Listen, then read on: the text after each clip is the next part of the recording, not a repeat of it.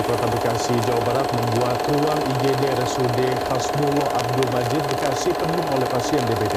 Dari bulan Maret, total kasus DBD di Jakarta mencapai 2.000 kasus.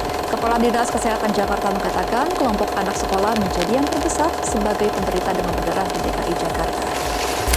DBD sudah sembuh 101 orang, 2 orang diantaranya meninggal dunia.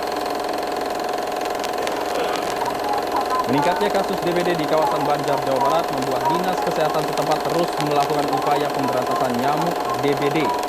Di antaranya dengan sosialisasi keliling dan fogging di 3 kecamatan yang dinyatakan wilayah paling banyak penderita DBD. Penderita DBD didominasi oleh anak-anak usia 8 hingga 10.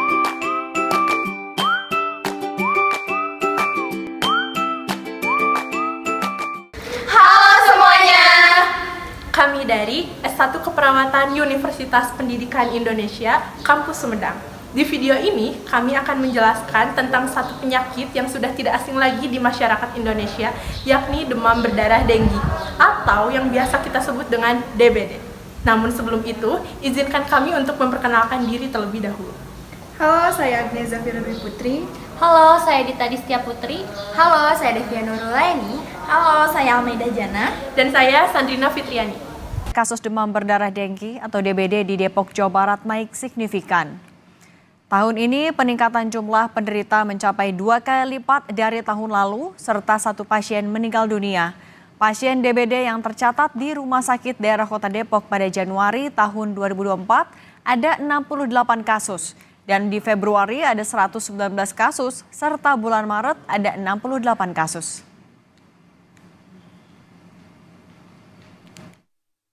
Di Januari cuma 38 kasus, Februari 28 kasus, dan di Maret cuma 22. Berarti lebih kurang 2-3 kali lebih tinggi daripada tahun lalu.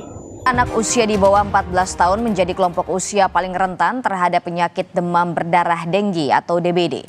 Dari 43.271 kasus DBD yang dilaporkan ke Kementerian Kesehatan, 343 diantaranya tercatat meninggal dunia.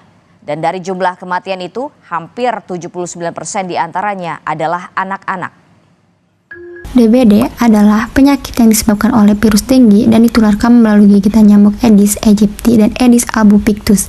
Penyakit ini bisa sangat berbahaya dan dalam beberapa kasus dapat menyebabkan kematian. Dilansir dari website resmi Kementerian Kesehatan Republik Indonesia, tercatat per 1 Maret 2024 terdapat hampir 16.000 kasus DBD di 213 kabupaten atau kota di Indonesia dengan 124 kematian. Kasus DBD terbanyak tercatat terjadi di Tangerang, Bandung Barat, Kota Kendari, Subang, Lebak. Keadaan ini diperkirakan terus berlanjut sampai bulan April seiring dengan musim hujan setelah El Nino. Meskipun DBD dapat disembuhkan, namun perlu waspada kemungkinan komplikasi terjadinya shock pada DBD atau istilah medisnya Dengue Shock Syndrome atau DSS yang bisa berujung kematian. DBD ditandai dengan perburukan gejala, terlebih lagi jika penderita mengalami gejala seperti mudah memar, pendarahan di kulit, mimisan, gusi berdarah, bahkan pendarahan organ internal. Pendarahan organ internal bisa ditandai dengan lemas dan gelisah, tekanan darah rendah, kedua tangan dan kaki terasa dingin, nyeri perut hebat, muntah darah atau feses hitam, serta kesulitan bernapas. Karena penyebab DBD yang paling utama adalah nyamuk Aedes aegypti, yang berarti kebersihan lingkungan sangat perlu diperhatikan.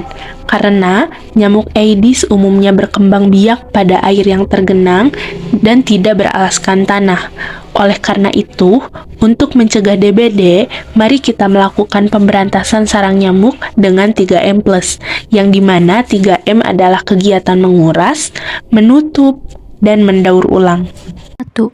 Menguras merupakan kegiatan membersihkan atau menguras tempat yang sering menjadi penampungan air seperti bak mandi, kendi, toren air, drum, dan tempat penampungan air lainnya. Dinding bak maupun penampungan air juga harus digosok untuk membersihkan dan membuang telur nyamuk yang menempel erat pada dinding tersebut.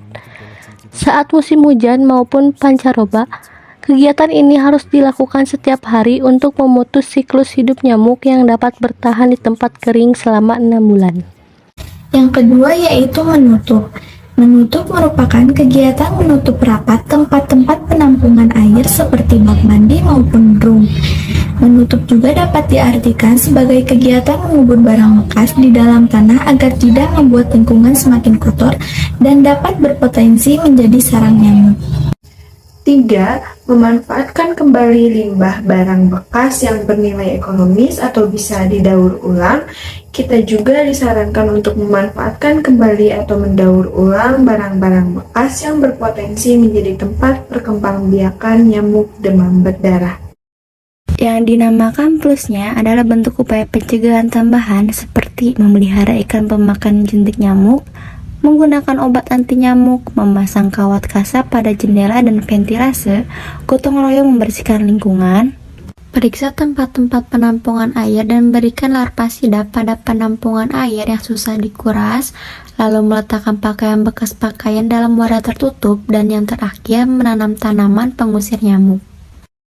Penanggulangan kasus DBD dilakukan dengan cara penyidikan epidemiologi, yaitu pencarian kasus infeksi dan kasus suspek infeksi dengan denggi lainnya dan pemeriksaan jentik nyamuk.